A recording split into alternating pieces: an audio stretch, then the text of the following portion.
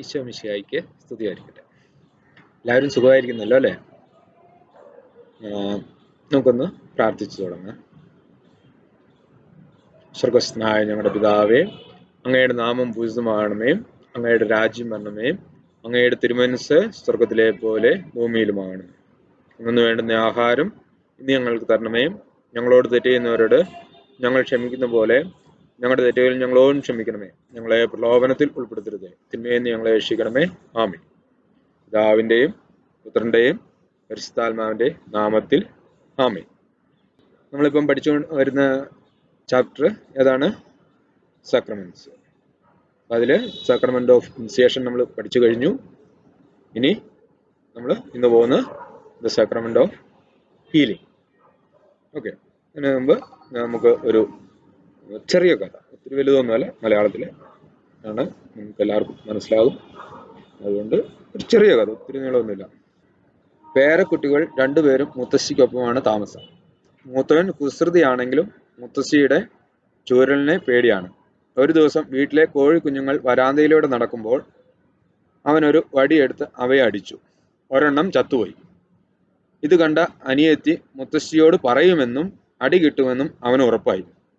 അവൻ ഏറെ അപേക്ഷിച്ചതുകൊണ്ട് മുത്തശ്ശിയോട് പറയില്ലെന്ന് അവൾ വാക്കുകൊടുത്തു.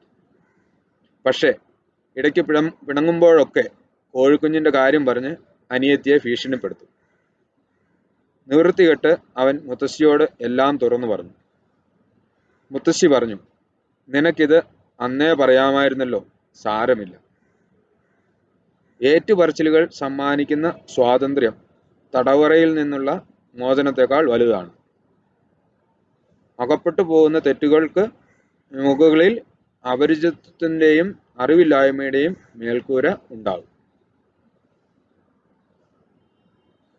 ഓക്കെ, ഇവിടെ എന്താ പറയുന്നത്?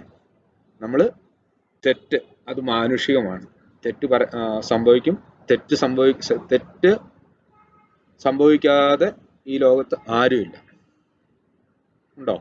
ആരുമില്ല. എല്ലാവർക്കും ഏതെങ്കിലും ഒരു രീതിയിലുള്ള തെറ്റ് സംഭവിച്ചിട്ടുണ്ട് ജീവിതത്തിൽ.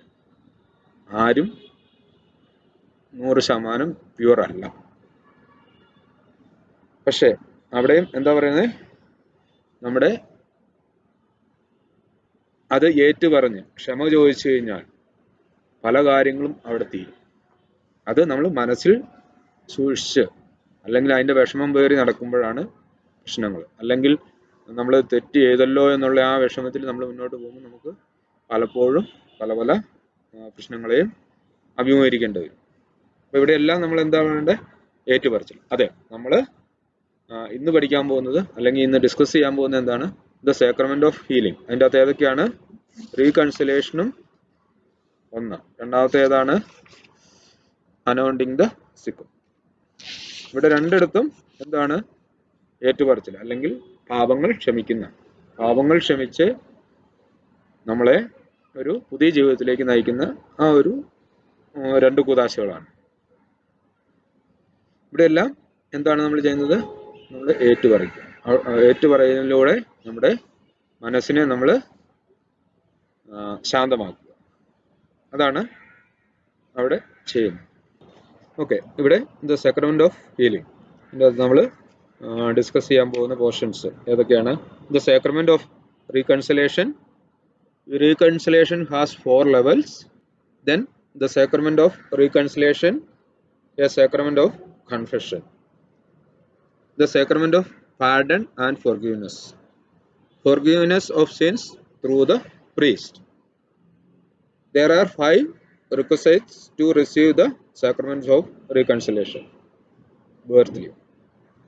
ഇത് നിങ്ങൾക്ക് എല്ലാവർക്കും അറിയാവുന്നതാണ്. 5 requisites to receive sacraments of reconciliation birthday. Then anointing the sick, the celebration of the sacrament. Then final read and meditate the word of God. ഇതാണ് നമ്മൾ ഈ ചാപ്റ്ററിൽ ഡിസ്കസ് ചെയ്യാൻ പോകുന്നത്. Once some people brought to Jesus a paralyzed man carried on a mat by 4 of them. When he saw their faith, he said to the paralytic, "Son, your sins are forgiven." As some scribes criticized him, Jesus said, You may know that the Son of Man has authority on earth to forgive sins. Afterwards, he said to the paralytic, Take your mat and go to your home. And he went home. Mark chapter 2, verse 12. Several times, Jesus has revealed that he has the power to absolve sins. He said to the sinful women who washed his feet with their tears, Your sins are forgiven. Luke chapter 7, verse 48. Granting forgiveness to the women caught in adultery, Jesus said, From now on, do not sin again. John chapter 8, verse 11. Jesus entrusted the church with his power to forgive sins. The resurrected Jesus appeared to his disciples and said, As the Father has sent me, so I send you. Receive the Holy Spirit. If you forgive the sins of any, they are forgiven them. If you retain the sins of any, they are retained. John chapter 20, verses 22 to 23. The purpose of the sacraments of penance and the sacrament of anointing of the sick is to grant forgiveness of sins and health in a special way, and hence they are called the sacraments of healing. Sacrament of reconciliation, അല്ലെങ്കിൽ the sacrament of confession. കുമ്പസാരം. എന്താണ് കുമ്പസാരം? അവിടെ എന്താണ് സംഭവിക്കുന്നത്? നിങ്ങൾ എല്ലാവരും കുർബാന സ്വീകരിച്ചവരാണ്. കുർബാന സ്വീകരിക്കുന്നതിന് മുമ്പ് കുമ്പസാരിച്ചവരാണ്. ഇപ്പോഴും മാസത്തിൽ ഒന്നെങ്കിലും അല്ലെങ്കിൽ ഏറ്റവും കുറഞ്ഞ വർഷത്തിൽ ഒന്നെങ്കിലും കുമ്പസാരിക്കുന്നവരാണ്. എന്താണ് കുമ്പസാരം? അവിടെ എന്താണ് സംഭവിക്കുന്നത്? എന്താണ് സംഭവിക്കുന്നത്? നമ്മൾ ദൈവത്തിനെതിരായി ചെയ്ത പാപങ്ങൾ അല്ലെങ്കിൽ നമ്മുടെ 10 കമാൻഡ്മെന്റ്സ് നമ്മൾ തെറ്റിച്ചിട്ടുണ്ടെങ്കിൽ അത് നമ്മൾ ഏറ്റുപറഞ്ഞ് നമ്മൾ അതിൽ നിന്ന് മോചനം നേടുന്നു. അതാണ് നമ്മൾ കുമ്പസാരത്തിൽ. അത് നമ്മൾ ആരോടാണ് ഏറ്റുപറയുന്നത്? അച്ഛനോടാണോ? അല്ല. അവിടെ വൈദികൻ എന്നുള്ള ആള് അതാരാണ്? ഈശോയുടെ പ്രതിനിധിയാണ്, അല്ലെങ്കിൽ ദൈവത്തിന്റെ പ്രതിനിധിയാണ്. നമ്മൾ ദൈവത്തിനോടാണ് അവിടെ ഏറ്റുപറയുന്നത്, അല്ലേ? അതുകൊണ്ടല്ലേ നമ്മൾ പോയി പറയുന്നത്. അപ്പം വൈദികൻ ഒരു മനുഷ്യനാണ്, നമ്മളെപ്പോലെ തന്നെ ഒരു മനുഷ്യനാണ്. പക്ഷെ അവിടെ കുമ്പസാരക്കൂട്ടില് അല്ലെങ്കിൽ വൈദിക പട്ടത്തിന് ശേഷം നമ്മുടെ പാവങ്ങൾ കേൾക്കാൻ വൈദികൻ അവിടെ വരുമ്പോൾ അവിടെ ആരാണ് വരുന്നത്? അവിടെ ദൈവം തന്നെയാണ് വന്നിരിക്കുന്നത്. അതുകൊണ്ട് നമുക്ക് നമ്മൾ ചെയ്ത പാവങ്ങളെല്ലാം പറയുന്നതിന് നമുക്ക് യാതൊരു മടിയുടെയും ആവശ്യമില്ല. അതുപോലെ തന്നെ എല്ലാവർക്കും പലപ്പോഴും നമ്മൾ കേട്ടിട്ടുണ്ട് പ്രശ്നങ്ങൾ. ഇപ്പം ഈവൻ കോടതിയിൽ പോലും ഇതിന്റെ കേസുകൾ നടക്കുന്നു. കുമ്പസാരം, നിർബന്ധിച്ചുള്ള കുമ്പസാരം, ഇതിനൊക്കെ എതിരായിട്ട് കോടതിയിൽ പോലും കേസുകൾ നടക്കുന്നുണ്ട്. പക്ഷെ നമ്മൾ ക്രിസ്ത്യാനി അല്ലെങ്കിൽ നമ്മുടെ സഭ ആരെങ്കിലും നിർബന്ധിച്ച് കുമ്പസാരിപ്പിക്കുന്നുണ്ടോ? ഇല്ല, ഒരിക്കലും നിർബന്ധിച്ചു. നിങ്ങൾക്ക് പാപമോചനം വേണമെങ്കിൽ, സഭയുടെ ഉദാശകൾ സ്വീകരിക്കണമെങ്കിൽ, അല്ലെങ്കിൽ സഭയുമായിട്ട് ബന്ധപ്പെട്ട കാര്യങ്ങൾ ചെയ്യണമെങ്കിൽ കുമ്പസാരിക്കണമെന്നേ പറയുന്നുള്ളൂ. അല്ലാണ്ട് നമുക്ക് വേണ്ടെങ്കിൽ വേണ്ട, നമുക്ക് സഭയുമായിട്ടുള്ള ബന്ധപ്പെട്ട കാര്യങ്ങളൊന്നും ചെയ്യണ്ടേ? വേണ്ട. പക്ഷെ ആരും നിങ്ങളെ അതിനുവേണ്ടി നിർബന്ധിക്കത്തില്ല. പക്ഷെ ഇവിടെ എല്ലാം എന്താണ് നമ്മൾ ചെയ്യുന്നത്? നമ്മൾ സ്വർഗരാജ്യത്തിൽ നിന്ന് അകന്നു പോകുമ്പോൾ ദൈവം നമുക്കായി തന്നിരിക്കുന്നത്, ദൈവത്തിനറിയാം നമ്മൾ മനുഷ്യരാണ്, മാനുഷികമായ പരിമിതികളുണ്ട്.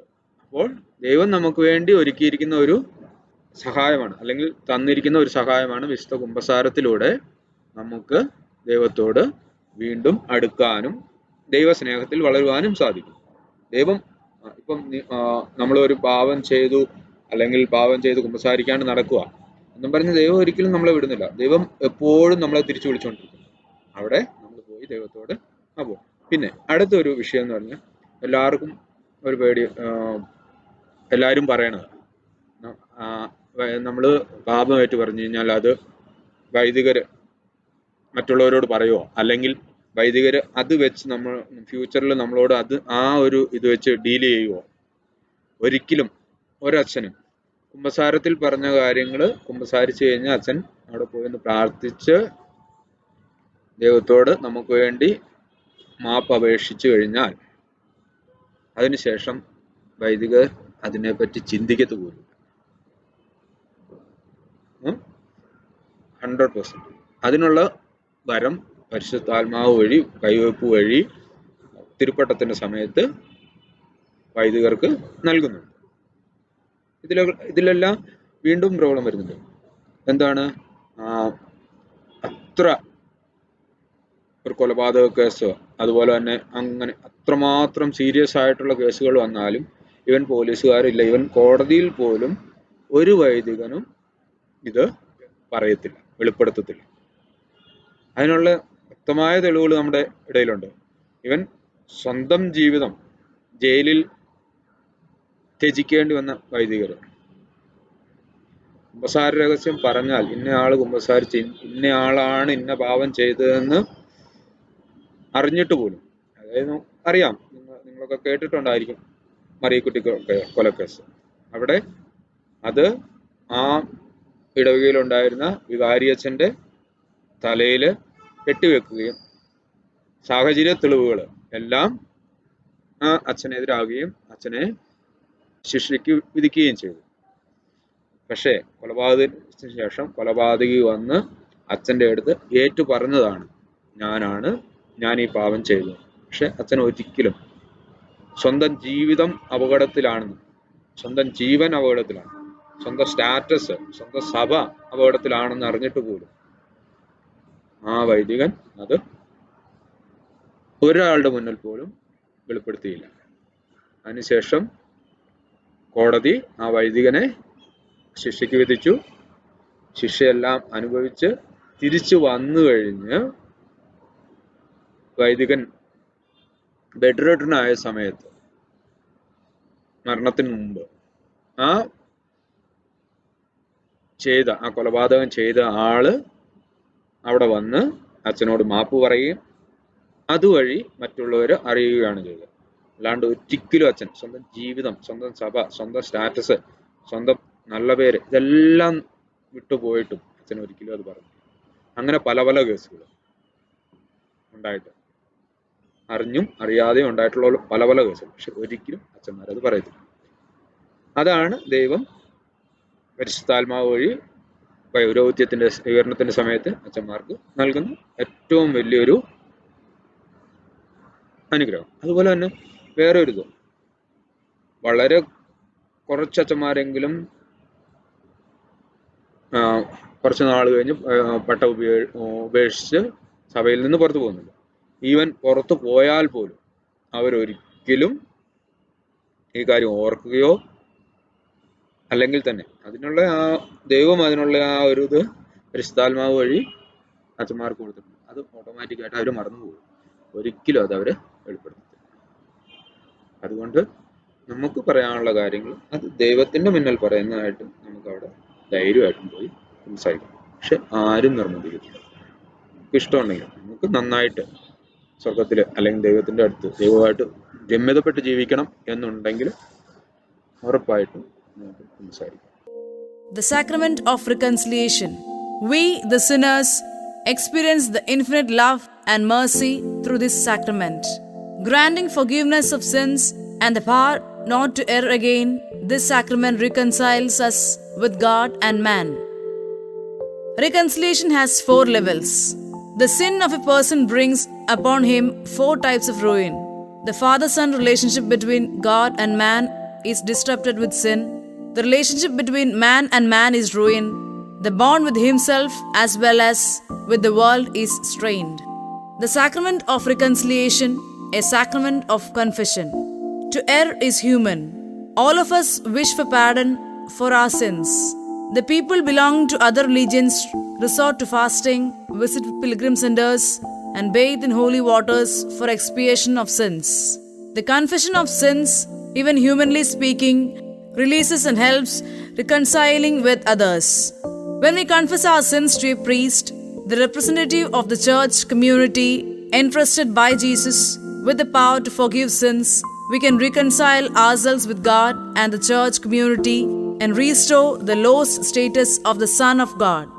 Hence, the core factor of this sacrament is confession of sins to a priest. Saint Augustine teaches, Confession of evil deeds is the beginning of good deeds. To denote the character of this sacrament, it is named as confession. Isho പഠിപ്പിച്ച പ്രാർത്ഥന സ്വർഗസ്ഥനായ പിതാവേ. അതിനകത്ത് എന്താ പറയുന്നത്? Forgive us our trespasses as we forgive those who trespass against us. അല്ലെങ്കിൽ ഞങ്ങളോട് തെറ്റ് ചെയ്യുന്നവരോട് ഞങ്ങൾ ക്ഷമിച്ചതുപോലെ ഞങ്ങളുടെ തെറ്റുകൾ ഞങ്ങളോടും ക്ഷമിക്കണം. ഇവിടെ എന്താണ് പറയുന്നത്? എന്നോട് തെറ്റ് ചെയ്തവരോട് ഞാൻ ക്ഷമിച്ചതുപോലെ എൻ്റെ തെറ്റുകൾ എന്നോടും ക്ഷമിക്കണം. അപ്പൊ അവിടെ എന്താണ്? അവിടെ തന്നെ സ്പഷ്ടമാണ്. ആ പ്രയറിൽ തന്നെ ഈശോ നമ്മളോട് കൃത്യമായിട്ട് പറഞ്ഞു തന്നിട്ടുണ്ട്. നമ്മൾ മറ്റുള്ളവരുടെ തെറ്റുകൾ നമ്മൾ ക്ഷമിക്കുന്നില്ലെങ്കിൽ നമ്മുടെ തെറ്റുകളും നമ്മളോടും ക്ഷമിക്കപ്പെടത്തില്ല. താൻ അളക്കുന്ന അളവിൽ തന്നെ അളന്നു കിട്ടും. നമ്മൾ ഏത് രീതിയിലാണ് അളക്കുന്നത് അതേ രീതിയിൽ തന്നെ നമുക്ക് തിരിച്ചു കിട്ടത്തില്ല. അല്ലാണ്ട് നമ്മൾ തെറ്റ് തിരുത്താതെ അല്ലെങ്കിൽ തെറ്റ് ക്ഷമിക്കാതെ എൻ്റെ തെറ്റ് ക്ഷമിക്കണമെന്ന് പറഞ്ഞ് നടക്കുമോ? ഇല്ല, ഒരിക്കലും ഇല്ല. അതുകൊണ്ട് നമ്മൾ കുമ്പസാരത്തിന് പോകുമ്പോൾ നമുക്ക് ആരോടെങ്കിലും എന്തെങ്കിലും വിരോധം ഉണ്ടെങ്കിൽ, അല്ലെങ്കിൽ മറ്റുള്ളവർ നമ്മളോട് ചെയ്ത തെറ്റ് ക്ഷമിക്കാണ്ട് നമ്മൾ നമ്മുടെ തെറ്റിന് വേണ്ടി നമ്മൾ കുമ്പസാരിക്കാൻ പോയിട്ട് യാതൊരു കാര്യം. അങ്ങനെയുള്ള കാര്യങ്ങളൊക്കെ ഏറ്റവും കൂടുതലായിട്ട് നമ്മൾ ശ്രദ്ധിക്കണം. അതുപോലെ തന്നെ അനുരഞ്ജനത്തിന് 4 തലങ്ങൾ എന്തൊക്കെയാണ്? പാപം വഴി ദൈവവും മനുഷ്യനുമായുള്ള പിതൃബന്ധം ഉലയുന്നു. ദൈവവും മനുഷ്യനുമായുള്ള ആ ബന്ധത്തിൽ നിന്ന് നമ്മൾ അകന്നു പോകുന്നു. സഹോദരങ്ങളോടുള്ള ബന്ധം ശീലമാകുന്നു. മറ്റുള്ളവരുമായിട്ടുള്ള ബന്ധം ശീലമാകുന്നു. തന്നോട് തന്നെയുള്ള ബന്ധവും പ്രപഞ്ചത്തോടുള്ള ബന്ധവും ദൂരമാകും. സ്വന്തമായിട്ടുള്ള ബന്ധം, അതുപോലെ തന്നെ നമ്മുടെ പ്രകൃതിയോടുള്ള, നമ്മൾ പ്രകൃതി ജീവിയാണ്, അപ്പം പ്രകൃതിയോടുള്ള ബന്ധം, ഇതെല്ലാം പോകുന്നു. അതിനേക്കാൾ ഉപരി എന്താണ്? നമ്മളോട് തന്നെയുള്ള ബന്ധം. നമ്മളൊരു പാപം ചെയ്തു കഴിഞ്ഞാൽ പിന്നെ ഒരിക്കലും നമുക്ക് സ്വസ്ഥമായിട്ട് ഉറങ്ങാൻ പറ്റില്ല. നമ്മൾ എവിടെ ചെന്നാലും ആ ഒരു ഇത് നമ്മളെ അലട്ടിക്കൊണ്ടിരിക്കും. പാപം ചെയ്തവൻ പാപത്തിന്റെ അടിമയാണ്. അതാണ് പറയുന്നത്. നമ്മളൊരു പാപം ചെയ്താൽ പിന്നെ അത് ഇങ്ങനെ നമ്മളെന്നും ജീവിതാവസാനം നമ്മൾ ഏറ്റു പറഞ്ഞ് അതിന്റെ മാപ്പ് ക്ഷമ ചോദിച്ചില്ല എന്നുണ്ടെങ്കിൽ അത് നമ്മളെ എന്നും അലട്ടിക്കൊണ്ടിരിക്കും. A sacrament of pardon and forgiveness. Jesus revealed the depth of his Father's love and mercy through the parable of the prodigal son. We personally experience his love and mercy when we are granted pardon for our sins. When God grants pardon, our sins are forgiven. Reconciliation is a sacrament of pardon and forgiveness, and it makes us experience the pardoning life of Jesus. Forgiveness of sins through the priest. Jesus has entrusted his church with the power to forgive sins. This sacrament is celebrated through the priest, the representative of the church. The priest will never leak out the sins confessed to him in any circumstance. He will never say or act on the basis of what he heard in the confession. He is obliged to keep it a tight secret even at the cost of his death. അടുത്തൊരു question എന്താണ്? എപ്പോഴാണ് നമ്മൾ കുമ്പസാരിക്കുക? മാസത്തിലൊന്നാണോ? വർഷത്തിലൊന്നാണോ? 15 ദിവസം കൂടുമ്പോഴാണോ? ഒന്നുമില്ല. നമ്മൾ പാപം ചെയ്തു എന്ന് നമുക്ക് ബോധ്യമുണ്ടെങ്കിൽ, നമ്മുടെ മനസാക്ഷിക്ക് ബോധ്യമുണ്ടെങ്കിൽ ഓരോ മണിക്കൂറും പോയി കുമ്പസാരിച്ചാലും അത്രയും നല്ലതാണ്. അതുപോലെ തന്നെ കുമ്പസാരിക്കണം എന്ന് പറഞ്ഞ ഏതൊരു വൈദികന്റെ അടുത്തും ഏത് മിഡ് നൈറ്റിൽ ചെന്ന് കുമ്പസാരിക്കണം എന്ന് പറഞ്ഞാൽ അച്ഛന്മാരായിട്ട് വന്ന് നമ്മളെ കുമ്പസാരിപ്പിച്ചു. അത് 100%. ഓക്കെ. അതുകൊണ്ട് കുമ്പസാരത്തിന് പ്രത്യേക കാലാവധി ഒന്നുമില്ല. പക്ഷെ നമ്മുടെ തിരുസഭയുടെ കൽപ്പനകൾ പറയുന്നുണ്ട്, ആണ്ടിൽ ഒരിക്കലെങ്കിലും കുമ്പസാരിക്കുകയും പെസഹ കാലത്ത് വിശുദ്ധ കുർബാന സ്വീകരിക്കുകയും ചെയ്യണം. അത് തിരുസഭയുടെ കൽപ്പനയാണ്. അതെന്തിനാണ്? പലർക്കും സാഹചര്യങ്ങൾ മൂലം പലപ്പോഴും കുമ്പസാരിക്കാൻ പറ്റാണ്ട് വരുന്നുണ്ട്. അങ്ങനെയുള്ള ആൾക്കാർക്ക് സഭ കൊടുത്തേക്കുന്നുണ്ട്. പക്ഷെ കുമ്പസാരിക്കാൻ അവസരമുള്ള ആൾക്കാർ എത്ര 1 മണിക്കൂർ ഇടവിട്ട് കുമ്പസാരിച്ചാലും അതിനൊരിക്കലും ആരും. പക്ഷെ ഇതിൻ്റെ അകത്തൊക്കെ എന്താണ്? നമ്മൾ ഒരു പ്രാവശ്യം പറഞ്ഞു കുമ്പസാരിച്ചു, അത് വീണ്ടും ആവർത്തിച്ചു, വീണ്ടും അങ്ങനെ ആവർത്തിക്കാണ്ടിരിക്കാൻ നമ്മൾ ശ്രമിക്കണം. പക്ഷെ ഈശോ തന്നെ പറയുന്നുണ്ട് 70 പ്രാവശ്യം ക്ഷമിച്ചാലും അതത്രയും നല്ലതാണ്. അതുകൊണ്ട് നമ്മൾ ഒരു പ്രാവശ്യമായിട്ട് പറഞ്ഞ പാപം നമ്മൾ വീണ്ടും ചെയ്യാതിരിക്കാൻ നമ്മൾ പ്രത്യേകം ശ്രദ്ധിക്കുക. അതിനുവേണ്ടി നമ്മൾ പ്രത്യേകം പ്രാർത്ഥിക്കുക. പിന്നെ മനുഷ്യന്റെ ബലഹീനതകളുണ്ട്, വീണ്ടും പോയി ചാടാനുള്ള ചാൻസ് ഉണ്ട്. അല്ലെങ്കിൽ നമ്മുടെ ഈ ലോകം നമ്മളെ വീണ്ടും അതിലേക്ക് ക്ഷണിക്കും. നമ്മുടെ പുറകെ നടക്കുകയാണ് പിശാചിന്റെ ഒരു കൂട്ടം തന്നെ നമ്മുടെ പുറകെ നടക്കുകയാണ്. അവിടെ ചാൻസ് ഉണ്ട് നമ്മൾ ബലഹീനരാണ്. നമ്മൾ ഏറ്റവും അടുത്ത നിമിഷം തന്നെ പോയി കുമ്പസാരിച്ച് അതിനുള്ള പാപമോചനം നേടുക. വീണ്ടും അതിലേക്ക് ചാടാതിരിക്കാൻ നമ്മൾ പ്രത്യേകം ദൈവത്തോട് പ്രാർത്ഥിക്കുക. അപ്പം നല്ല കുമ്പസാരത്തിന് വേണ്ട കാര്യങ്ങൾ എത്രയാണ്? അല്ലെങ്കിൽ there are 5 requisites to receive the sacrament of reconciliation worthily. അതായത് അനുരഞ്ജനത്തിന്റെ കൂദാശ ഫലപ്രദമായി സ്വീകരിക്കുന്നതിന് ആവശ്യമായ കാര്യങ്ങൾ ഏതൊക്കെയാണെന്ന് നമ്മൾ നല്ല കുമ്പസാരത്തിന് വേണ്ട കാര്യങ്ങൾ 5 നമ്മൾ ഓൾറെഡി എല്ലാവർക്കും അറിയാം. ഒരിക്കലും ഒന്നാമത്തെ എന്താണ്? എക്സാമിനേഷൻ ഓഫ് കൺസേൺസ് അല്ലെങ്കിൽ ആത്മപരിശോധന. നമ്മൾ ചെയ്ത പാപങ്ങളെല്ലാം നമ്മൾ ഓർക്കുക. അത് നമ്മുടെ മനസ്സിൽ അതിന്റെ പശ്ചാത്താപം ഉണ്ടായിരിക്കണം. പശ്ചാത്താപം ഇല്ലാണ്ട് പോയി ഓടിച്ചെന്നു അച്ഛൻ അവിടെ ഇരിക്കുന്നുണ്ട് ഓടിപ്പോയി സംസാരിച്ചു ഒരു കാര്യമില്ല. നമ്മൾ ആദ്യമേ തന്നെ ആത്മപരിശോധന നടത്തണം. എന്തൊക്കെയാണ് ഞാൻ ചെയ്തത്, തെറ്റാണോ ശരിയാണോ, ഇതെല്ലാം നമ്മൾ ഓൾറെഡി പിന്നെ മനസ്താപം എന്ന് പറഞ്ഞാൽ പശ്ചാത്താപം. എന്താണ് നമ്മളവിടെ കോൺട്രിഷൻ എന്ന് പറഞ്ഞാൽ എന്താണ്? അവിടെ ഞാനത് ചെയ്തത് തെറ്റാണെന്നുള്ള പൂർണ്ണ ബോധ്യം ഉണ്ടായിരിക്കണം. അല്ലാണ്ട് ചുമ്മാ പോയി സംസാരിച്ചിട്ടൊന്നോ അല്ലെങ്കിൽ ചെയ്ത കാര്യങ്ങൾ പറഞ്ഞു ഇറങ്ങി പോന്നിട്ടൊന്നും ഒരു കാര്യമില്ല. അടുത്തത് എന്താണ്? റെസൊല്യൂഷൻ എന്ന് പറഞ്ഞാൽ പ്രതിജ്ഞ. ഇനിമേൽ പാപം ചെയ്യുകയല്ലെന്ന് പ്രതിജ്ഞ ചെയ്യുക. അപ്പോൾ നമ്മൾ പാപവും സാഹചര്യങ്ങളും ഉപേക്ഷിക്കുക. ഇനി മേലാൽ നമ്മൾ ഏറ്റുപറയുന്ന കാര്യങ്ങൾ ചെയ്യില്ലെന്ന് പ്രതിജ്ഞ എടുക്കുക. അതിനുവേണ്ടി ദൈവത്തോട് പ്രാർത്ഥിക്കുക. എന്തെങ്കിലും സാഹചര്യം ഉണ്ടായാൽ നമ്മൾ അതിനെ ഒഴിവാക്കുക. അതുപോലെ തന്നെ അടുത്തത് എന്താണ്? ഏറ്റുപറയുക. ഇത്രയും കാര്യങ്ങൾ, അതായത് നമ്മൾ ഓർക്കുക, പശ്ചാത്തപിക്കുക, ദൃഢപ്രതിജ്ഞ ചെയ്യുക. അതിനു ശേഷം നമ്മൾ പോയി ഏറ്റുപറയുക. നമ്മൾ ചെയ്ത പാവങ്ങൾ വൈദികനോട് ഏറ്റുപറയുക, അതായത് കൺഫെഷൻ. അതിനുശേഷം എന്താണ് ചെയ്യുന്നത്? പ്രായശ്ചിത്തം. ഇതിനായിട്ട് വൈദികൻ നമുക്ക് ഓരോ പ്രായശ്ചിത്തം തരാറുണ്ട്. അല്ലെങ്കിൽ പെനൻസ് നിങ്ങൾക്ക് ഓരോ പ്രാവശ്യവും ചിലപ്പം കഴിഞ്ഞ പ്രാവശ്യം നന്നത് തന്നെയായിരിക്കും തരുന്നത്. ചിലപ്പോൾ ഓരോ പ്രാവശ്യം മാറും. അത് ചിലപ്പം ബൈബിൾ വായിക്കാനായിരിക്കും, ചിലപ്പം സർവസ്നായ പിതാവേ എല്ലാനായിരിക്കും, ചിലപ്പം നന്മ പറഞ്ഞ് ഓരോരുത്തർക്കും അതാത് സാഹചര്യം അനുസരിച്ച് ആ സമയം വൈദികന് പരിശുദ്ധാത്മാവ് കൊടുക്കുന്ന ആ ബോധ്യം അനുസരിച്ച് ആണ് അവര് പ്രായശ്ചിത്തം കൽപ്പിക്കുന്നത്. അപ്പൊ അത് കൃത്യമായിട്ട് നിർവഹിക്കും. നമ്മൾ സംസാരിച്ചിട്ട് ആയിട്ട് പോയി പ്രായശ്ചിത്തം നിർവഹിച്ചില്ലെങ്കിൽ വല്ല കാര്യമുണ്ടോ? ഇല്ല. അത് ചെയ്യും. അതൊക്കെ ചെയ്ത് നമ്മൾ ദൈവത്തിൽ നിന്ന് അതിന്റെ പാപമോചനം നേടണം. അവിടെ വൈദികൻ പറയുന്നുണ്ട്, നമസ്കാരം കഴിഞ്ഞ് നിന്റെ പാവങ്ങൾ ക്ഷമിക്കപ്പെട്ടിരിക്കുന്നു, സമാധാനത്തിൽ പോവുക. അത് ആരാ പറയണത്? ഈശോ വൈദികനിലൂടെ നമ്മളോട് പറയുന്നു. ഈ ലോകത്ത് പാവങ്ങൾ ക്ഷമിക്കാൻ മനുഷ്യപുത്രന് അധികാരമുണ്ട്. ആ അധികാരം മനുഷ്യപുത്രൻ ശിഷ്യന്മാർക്ക് നൽകി. ശിഷ്യന്മാര് അതുവഴി ശിഷ്യന്മാരുടെ അധികാരം ഇന്ന് നമ്മളുടെ ഇടയിൽ ആർക്കാണുള്ളത്?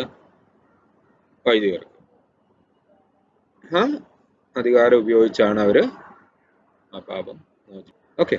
അതുകൊണ്ട് ഇനിയുള്ള കാലങ്ങൾ നല്ല രീതിയിൽ ഒരുങ്ങി കുമ്പസാരിച്ച് കഴിയുമ്പോൾ നമുക്ക് ഓട്ടോമാറ്റിക്കായിട്ട് നമുക്കുള്ള ഹീലിംഗ് നമുക്ക് കിട്ടിയിരിക്കും. There are 5 requisites to receive the sacrament of reconciliation worthily. Examination of conscience.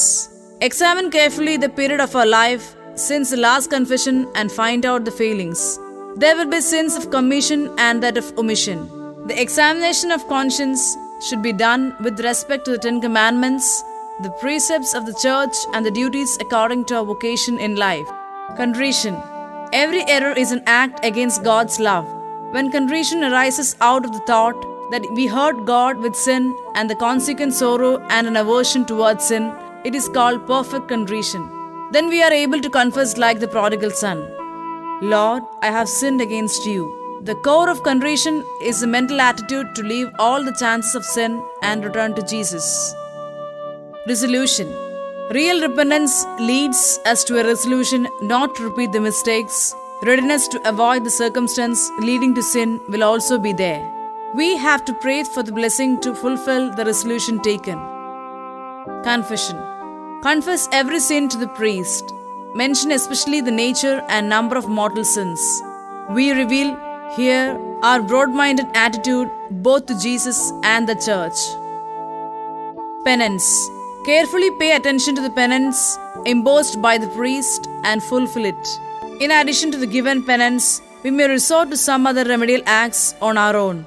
Once the priest finishes giving penance, bend your head in respect and accept forgiveness of sins. During this time, recite silently the act of contrition and implore Jesus for forgiveness of sins and grace. While preparing for confession, recalling the sins, we can recite the act of contrition. Let us try to receive this sacrament that grants forgiveness of sin and health and peace to both mind and body frequently. അടുത്തതിന് anointing of sick. Anointing of the സിക്ക്.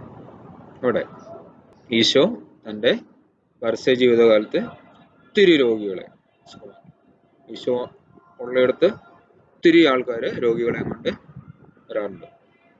നമ്മൾ വായിച്ചിട്ടുണ്ട്, Bible വായിച്ചിട്ടുണ്ട്. ഈശോയുടെ അടുത്തേക്ക് പോകാൻ ഒരു വഴിയില്ലാഞ്ഞിട്ട് അവർ വീടിൻ്റെ മേൽക്കൂര പൊളിച്ച് തളർവാദ രോഗിയെ കൊണ്ടുവന്നു. ഇവിടെയൊക്കെ ദൈവം ഈശോ എന്താണ് ചെയ്തത്? അവൻ്റെ പാപങ്ങൾ ക്ഷമിച്ച് അവന് രോഗശാന്തി കൊടുക്കുകയാണ്. അതുപോലെ തന്നെ രോഗീലേപനം കൊടുക്കുമ്പോൾ അവിടെ എന്താണ് സംഭവിക്കുന്നത്? മാമോദീസ വഴി തൻ്റെ മരണത്തിലും ഉത്ഥാനത്തിലും നമ്മെ പങ്കാളിയാക്കിയ മിശിഹ നിങ്ങളെ വിശുദ്ധീകരിക്കട്ടെ എന്നും പറഞ്ഞാണ് അതിന് ആ പ്രാർത്ഥന തുടങ്ങുന്നത് തന്നെ. അതുപോലെ തന്നെ the anointing of the sick grants forgiveness of sins and recovery from sickness and thereby given health both for our body and spirit. അപ്പോൾ നമ്മൾ ചെയ്ത പാപങ്ങൾ ക്ഷമിച്ച് നമ്മുടെ രോഗങ്ങൾക്കുള്ള ആശ്വാസമായിട്ടാണ് അവിടെ രോഗീലേപനം.